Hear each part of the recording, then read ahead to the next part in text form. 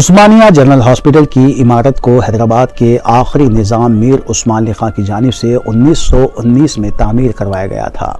اس عمارت پر تنازع 23 جولائی 2015 کو اس وقت شروع ہوا جب تلنگانہ کے وزیر اعلیٰ KCR نے اسپتال کا دورہ کیا اور مریضوں کی تحفظ پر تشویش کا اظہار کیا۔ بعد میں انہوں نے عمارت کو منہدم کرنے اور 200 کروڑ روپے کی گرانٹ سے ایک جدید اسپتال بنانے کے منصوبے کا بھی اعلان کیا۔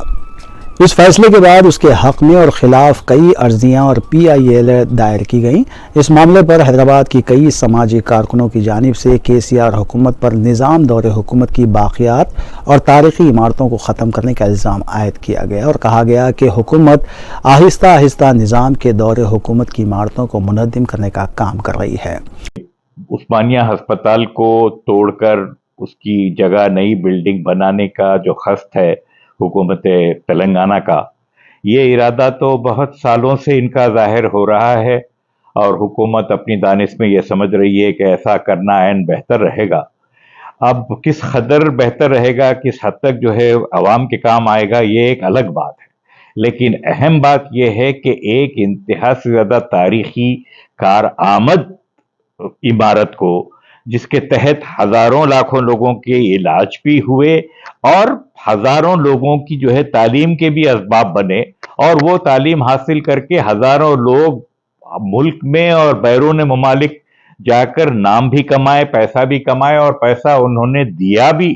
اپنے شہر کو واپس۔ دنیا تمام میں وہ بات مانی جاتی ہے، اور یہ عمارت، ایسی عمارتیں جنہوں نے کام کیا، جن عمارتوں کو بنوانے کے لیے اپنی رضامندی دی، پیسہ دیا، اپنے وسائل دیے،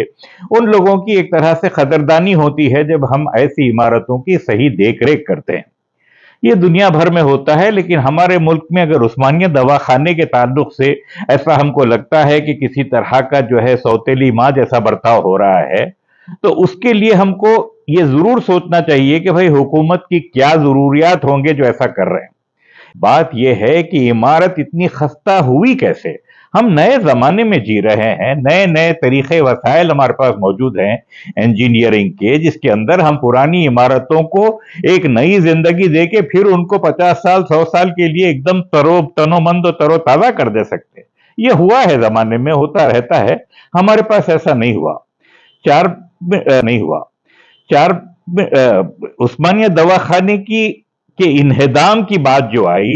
وہ اس لیے آئی کہ ایسا لگ رہا، انسپیکشن کرنے پر یہ لگا کہ بھائی عمارت کی چھت میں سے پانی بہ رہا ہے، ٹپک رہا ہے، عمارت کی دیواروں میں جو ہے دراڑیں پڑنی شروع ہو گئی ہیں، ان میں سے پانی رس رہا ہے، عمارت کے نیچے کے سینیٹیشن کے پائپ جو ہے وہ چوک ہو جا رہے ہیں، جیم ہو جا رہے ہیں۔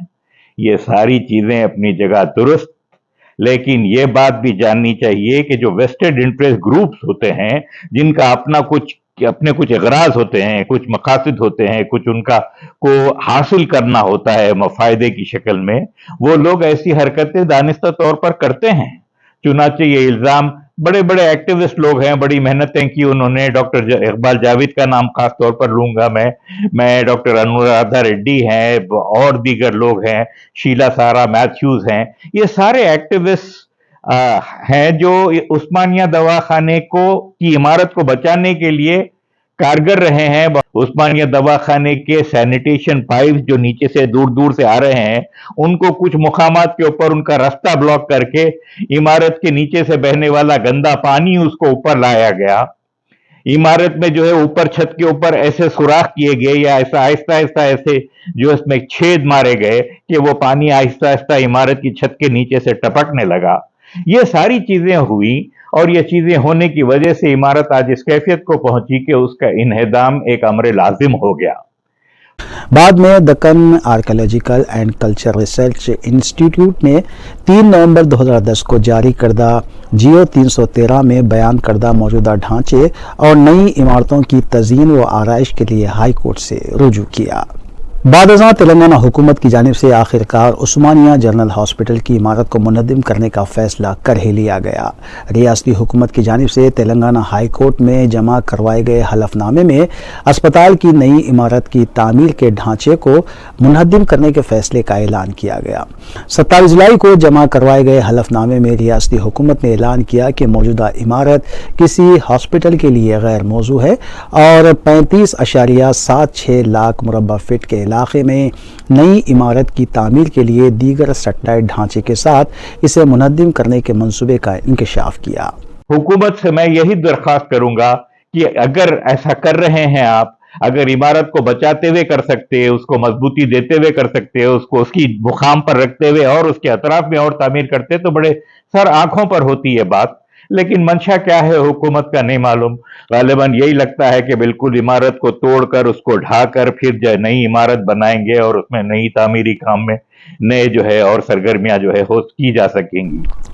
حکومت نے مزید بتایا کہ یہ فیصلہ وزراء محمد محمود علی اور تلسانی سریواس یادو کے علاوہ حیدرآباد کے رکن پارلیمنٹ بیرسٹر اسد الدین اویسی اور محکمہ صحت کے عہدیداروں، GHMC، MA and UD، RNB اور OGH کے نمائندوں کی ایک میٹنگ میں لیا گیا۔